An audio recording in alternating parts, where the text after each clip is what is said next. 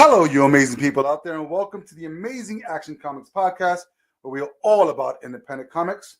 I'm one of your hosts, Angel, with John. Oh, he's not here today. Sorry, folks, we have no John today. You just got me.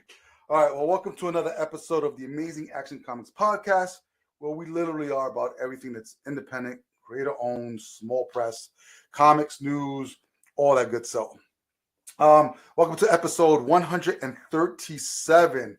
John will be back next week. He just got off this week. He's doing some kind of filming where he's like a werewolf type of character. So yes, John is an actor and he's a werewolf this week. So we wish him all the best with that. This was going to be a short one. We've got some reviews. We got a little bit of news, and I'm looking forward to having John back next week so we can banter back and forth. There's some stuff that's coming out this week that I'm really looking forward to. It's a continuation of a series that we read before. I think it's called Where Monsters Lie or something like that. Not sure, but yes, it was about these serial killers that created their own community, and then they would entice people to come in and do what they wanted with them because the entire community was just a bunch of these different serial killers. Pretty cool stuff. I think it was called Monsters Lie, so I think it was from Dark Horse as well. So let's jump right into what we've got as far as news is concerned. So something that I'm really excited about, we've spoken about this before, back in the early 90s where certain creators that were really at the top of their game were really frustrated because they had very little input in regards to what they wanted to do with characters that weren't theirs. They were playing in someone else's sandbox.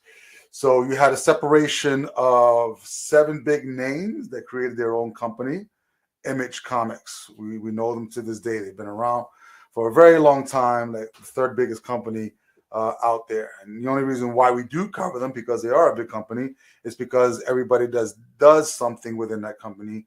They own it. So the company doesn't own any of the products, but the creators that create the content are the ones that own the content, which is what a creator wants to be able to do. Create, get it out there into the world, yet still have, their bearings into what they created. So we had these guys. You had Marc Silvestri. I tried to kick him off. You had Todd McFarlane. You had Rob Liefeld.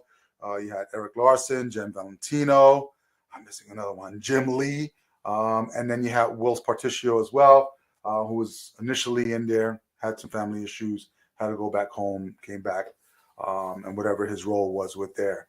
And they all had their own creations that kicked off Image Comics. You had Jim Lee's with Wildcats.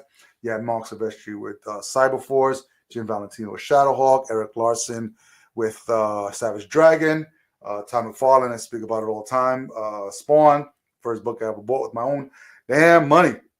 Still have it to this day. Whilce Portacio, I believe his book was Wetworks, if I'm not mistaken. I had him sign that as well. I remember being at a con. I don't know if it was New York Comic Con. Probably wasn't because I actually got to speak with him for a bit. But he was at a con and he was doing signings. And it's crazy because everybody that was there had like X-Men books and stuff like that they wanted to have signed. Or something that was not, that Image book that he created. And I remember going up to a really nice guy, and I was the only one that had a Wetworks #1. And he was like, "You really want me to sign this?" I was like, "Yeah, I wish we had more of it." It never came back, but I still have those issues to this day. I still have his signature. So really, really cool guy. Humbled that day by how gracious he was. Really cool for that. So yeah, guys take off, company takes off, and these guys are just shooting stuff out. From the very beginning, in early 1992. The flagship book, of course, everybody knows to this date, was Youngblood. I still have my copy. It's a reader copy, so it's not in the case because every now and then I'll pop into it. So why am I bringing this up? So Rob Liefeld, the creator of Youngblood, had this out for a while, and through some means, he'll explain it a lot better. He has his own podcast called Robservation, so if you want to check it out, you can as well. For some reason, through some means, he lost the rights to be able to publish anything or do anything with Youngblood. And it's crazy because that's his creation. He created these characters, created a story that launched this huge company. And so, number of years passed by. There's nothing with Youngblood. All of a sudden, I think not too long ago, maybe a couple years ago, with the writer Chad Bowers, or was it the artist Chad Bowers? One or the other. Chad Bowers and Rob Liefeld kind of hooked up, and they had like a short stunt of Youngblood come back. And I collected that as well. It was pretty cool. And then it stopped. So I don't know what happened there. I think that was just part of just one storyline or whatever it was that they were coming back for in that instance. And then nothing with Youngblood. Is Rob Liefeld on social media, really active on it, just saying that nothing's going to happen with that because it's in limbo. So about last week or so, I'm listening to his podcast and watching social media, and pops up Youngblood, and my eyes just go, what? And yeah, so there's a passing of some sorts where Rob Liefeld will be able to work with Youngblood again. So it looks like we're going to be getting Youngblood. And a lot of people ask, why are we so into it? One, free cards inside of it. And dude, you have freaking, hold on, let me see if I can find it. Splash pages galore. Like, look at that. Like, the one thing that we can say about our favorite artists or artists that stick out is their particular style. And, whether you like him or not, he definitely had a particular style. And I gravitated toward that. I mean, when X-Force #1 came out, just that cover with Cable and Feral and Shatterstar and Domino, all the characters on the front, got it. I even have it. I still have a polybag copy of that, which has a card in it. I have no idea what card is in it. We gravitated toward it. I mean, people were into Jim Lee. I was into Tom McFarlane as well. Like, back in the 90s, it was really art focused and art centered. So whatever really caught your eye, because a lot of the stories in those times were good, but the writing, I think these days is so far superior with stories that are coming out, especially from the independent market. And you got some mainstream stuff that's a hit or miss, and you have some stuff that's just come back. But for the most part, like, the independent market has blown up, and there's some really, really great stuff out there. So the fact that he's getting it back, I don't know if it's going to be under Image or where it's going to come from. But I love the fact that he's going to be involved, probably drawing and or writing another Youngblood series. So stay tuned for that. As soon as we get more information on that, I'll definitely be rolling out it as well, which would be cool. Other exciting news. Let me pop this up. Yes, I'm going to be at the Indie Creator Con. I believe last year was their first year doing it, and it was such a success that they're coming back. And this is exactly what it sounds like. It's a con for independent comic creators. So people that are writers, whether they're artists, anything. This is based around the independent market. So it's going to be on Saturday, March 15th from 10 a.m. to 6 p.m., just one day. And it's at the Southern Connecticut State University. And they have a really cool setup. So you have a whole bunch of places where there's going to be foyers, there's rooms, there's a big main room, and artists are going to be, and creators are going to be all throughout. As soon as I get my assignment, I'll post it out there.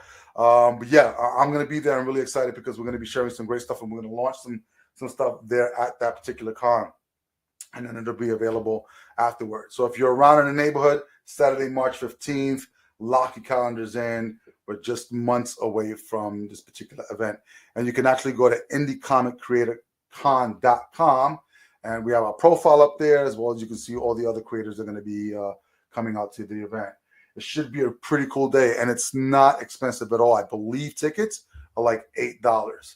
So it might be something worth checking out, just hanging out for the day and, meeting new creators. And especially if you're a creator and want to come along and get some ideas, I'm going to be there all day. So I'm really, really, really, really looking forward to it. Yeah, cool. So with that being said, moving into that, what we're going to do is Justin and I, Justin is the other co-founder of Amazing Action Comics. We've kind of taken a little pull back to kind of reassess what we've had. We had some really great success with some of the books that we had, and we had some really great success with our launch book, which was Project Shadowbreed. There's a little bit of history and there's those pre-issues that started everything. So Justin and I sat down, we had a big powwow and said, you know what? I think it's time we did this right.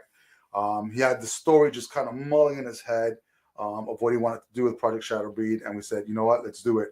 So we're taking a step back and we're rebooting that series. I really, really, really enjoy where Justin's head is with this particular book. I mean, he has this fascination for like the classic monsters, like the werewolf, Dracula, Frankenstein, Creature from the Black Lagoon, and how he's going to incorporate it into a more modern day, giving it a little bit of a science twist. And we're starting off with Project Shadowbreed, which is werewolf soldiers and how they get to be, and what happens with the main protagonist, which is Marek, and his partner Leroy. And then this whole world of CIA, underground, like mobster connections, and all driven on the west side in Seattle, of all places. But just really cool on, just trying to have this soldier who wants to serve his country, gets into this program from this mad scientist who just, they find alien DNA, which is coming into the first issue, which I love, because when you told me about it and it was coming later on, way later on, I was like, no, we got to bring that in like right away. Like, where is the foundation for this program? And we just had a powwow. He just kicked out some pages that were fantastic. We just had a meeting the other day where we just have some like ideas that we're squishing into the very first issue, and that first issue will be available at IC3, which is the Indie Comic Creator Con. So we're looking at launching it then, and then we'll put it onto the web after that for anybody who wants a copy as well. So we're really, really, really, really excited, and we're working hard to get that done and finished by then. So we'll keep you up to date on progress for that. We're working some character design, so we'll throw that up on the webs as well, so that you guys can see where we're at with that. So so check that out, the Project Shadow reboot, kicking off at the Indie Comics Creator Con. All right, so that's all the news that we have for you for now. We do have a couple of reviews. I read 2 books this week. The first one is from a company that most people know, Dynamite. So the Terminator. So what's really cool is Dynamite has been, I guess, getting some IP. They've been licensing some great things. Thundercats is one that I'm reading from Dynamite. I think they have Powerpuff Girls. They went old school with like Space Ghost, Johnny Quest. Then they had the whole Disney villain series. You had Hades, Cruella. I believe they had the Hero series as well. They had Hercules. So they've done full board into, buying licenses for IPs, and then having really solid creators. So when I saw the Terminator coming out, I said, you know what? I got to give it a go. There was a series not too long ago. I believe it was Terminator versus Transformers from IDW. Holy moly. What an underrated book. It's crazy because I never saw any marketing for it. And there was nothing around that book as far as like it just showing up on the shelves. And it was a mini. I believe it was 4 issues or 5 issues. But it was such a great story. And I think it was a missed opportunity on them because it could have been something really big. That crossover was genuine, and it just fit. And having Sarah O'Connor in the middle of that whole thing between Transformers and Terminators, fantastic. If you haven't read it, try to see if you can get yourself, I don't know if they made a trade of it. They probably did. I would get myself a copy of the trade of that. That'd be great. Check it out. All right. Now, so this, a big fan of the franchise. It's been all over the place, but Arnold is Arnold. And I watch anything he does, even in his 90s. So if you know the lore, you know the lore. When you pick it up, you're pretty much just going to, jump right into a Terminator story. So really quickly before we start, creator crew, you had Declan Shalvey, fantastic because he's on Thundercats, which I'm reading right now. Love it. Really, really, really good writer and artist as well to both. Artists are Luke Sparrow with Colin Cracker. Colorist is Colin Cracker. And letterers by Jeff Eckleberry. The art in here, really solid. Panel layouts, color. This creative team together just did a really solid job when it came to sort of like the mood of the book. And you kind of like, you hear that sound, dum, dum, dum, dum, dum, in your head when you're actually reading this book. As far as the book itself, storytelling wise, just really cool. Declan Shalvey is just a really good writer. You're opening up sort of like in the present. This is actually 2018. You open up and you have this older wife and male living in the woods. And then you have this Terminator that looks a lot older or just, weathered because it's been around for a while. Finally find them. And then you have sort of like the guy narrating the story. saying, how did we get here? And then it jumps to the past, 1979, and it kind of shows the same Terminator chasing them down, and then how they lose him. From reading the book and the synopsis, I wouldn't get from the book what the synopsis is, and basically it's just the Terminators finding a different path other than Sarah Connor to prevent or to deter the human resistance. So the first issue is really cool as far as storytelling. Don't know what it's going to build into. So I don't know who's part of the resistance. I didn't know who the couple were in regards to the resistance. All I know is that a lot of time passed between 79 when they escaped that Terminator. How they escaped was pretty cool, and why it probably took so long for this particular Terminator to actually find them. And then at the end, whatever happens, happens. I'm not going to ruin it for you. So I'm invested because I like this series. If you've never read Terminator or know what Terminator is, then this may leave you a little bit off in regards to what is it about? How is this machine come into existence? And what's the purpose of the machine, and why is he trying to kill these people? So it's going to be interesting to see how this plays out in regards to the next couple of issues.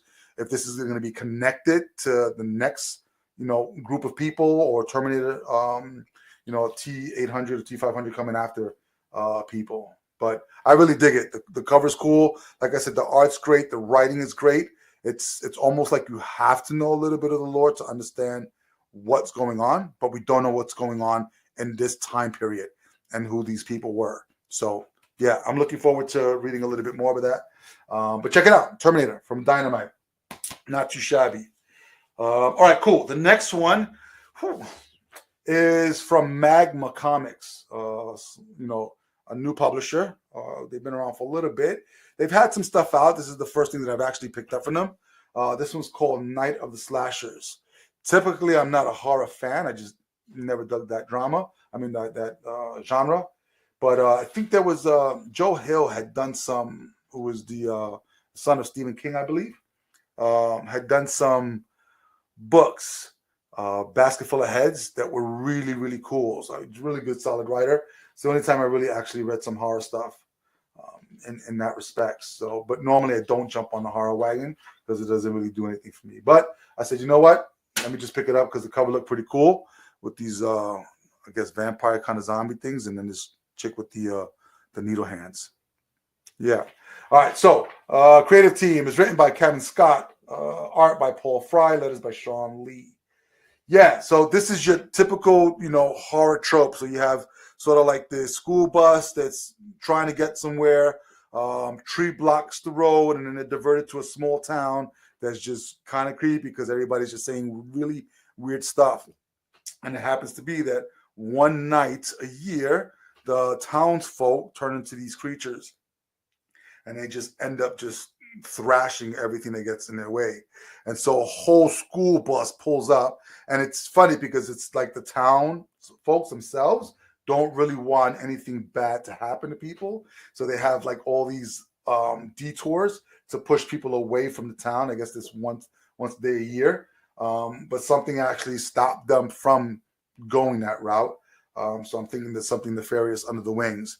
But what was really cool about this book, especially when it comes to issue number ones, and I believe this is probably a short run, maybe 5 or 6 issues, is that the pacing is really great because you get sort of like these kids on the bus, they're going somewhere on a trip, and then you have your main protagonist, the one girl, who kind of is involved around everything, but there's a group of kids. And you sort of have just that story being told and set up really quickly, and then moving into the town next, and sort of like all these weird things happening with the townsfolk in regards to trying to get them out of town as quickly as possible, and sort of like arguing with one another. And it reminded me of another book that I can't remember the title of right now. I don't know why I brought it up then. But yes. So, and then they end up being put up in this hotel and being locked inside. So nothing can come inside for them. And then when they end up finding out is through some coincidences, this boy and a girl, they find this old lady locked herself in, or they believe she was locked into an actual cage. And when they go to try to see if they can get her out, the cage is actually open, and boom, transformations are starting to happen. So that by the time you get to the end of this first issue, then you have these really cool images of creatures that are coming in. And then it just has at the very bottom, this town is fucked. Yeah, so it looks like they're going to be in a very precarious situation. Yeah, like I said, I'm not a horror fan genre type, but this hit all the buttons. Like as far as the pacing, as far as like the dialogue back and forth, was done really, really well. You're dealing with teenagers, so you're dealing with a lot of attitude, kids that pretty much know everything, and then just being put into their place when they get into this town and actually start to see. The colors are really almost matted, which I like. I mean, I like solid panels. I know every now and then people will pop out of the panels and stuff like that, which is cool for a fact. But storytelling wise, just like even like the negative work over here, the black and just a little bit of color, it just makes everything pop.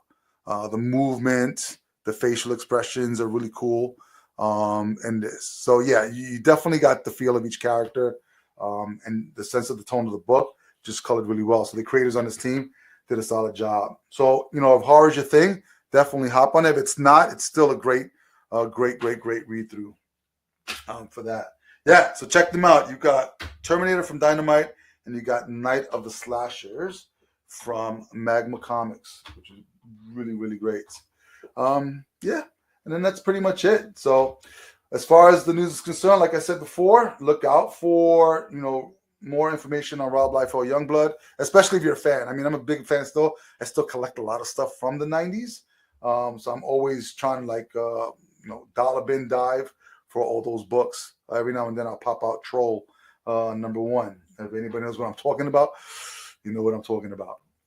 Yeah, really cool stuff. But yeah, next week we'll definitely have more news. We'll have more comic reviews. John will be back as well. The chats, we're going to start to make them live. So if you are around at 1 o'clock in the afternoon on Mondays, the chat will be live. And if you have any questions or just want to kind of interact with us, please feel free to do so. We'd love to have you on and have a chat. As always, if you like what you're hearing, please subscribe to the podcast. Let everybody, let your friends know. Come in. Check us out every Monday at 1 p.m. If you're a creator, want to come onto the show and you want to join us, you want to talk about your project or yourself, AmazingActionComics.com. Just fill out the form that we have right there. We'll get right back to you, get you onto the show, and promote you and or your project that you have coming up. Make sure you visit AmazingActionComics.com as well to stay up to date on everything that we've got going on. It's being updated now, so probably within the next couple weeks, we're going to have some really good, solid information on there, so make sure you keep checking back on there as well. And then last but not least, most importantly, support your local comic book shop, because without them, we would not be doing what we love to do. So visit your local comic book shop. If you're around in the Jersey area, especially the Fair Lawn area, check out the Joker's Child. They are in Fair Lawn. They've been there for over 30 years. These guys absolutely know everything there is to know about comics since the very beginning of the 80s. So they've been there. They've been through it. They've been through the ups and downs. And we've had some really, cool people coming out. So if you guys know a writer by the name of Jerry Duggan, he's actually writing right now, Falling in Love on the Path to Hell. Super, super great story. I'm really digging his book. And I believe he's coming into town for Comic-Con. He grew up in Fair Lawn, and the Joker's Child was a shop when he was a younger lad.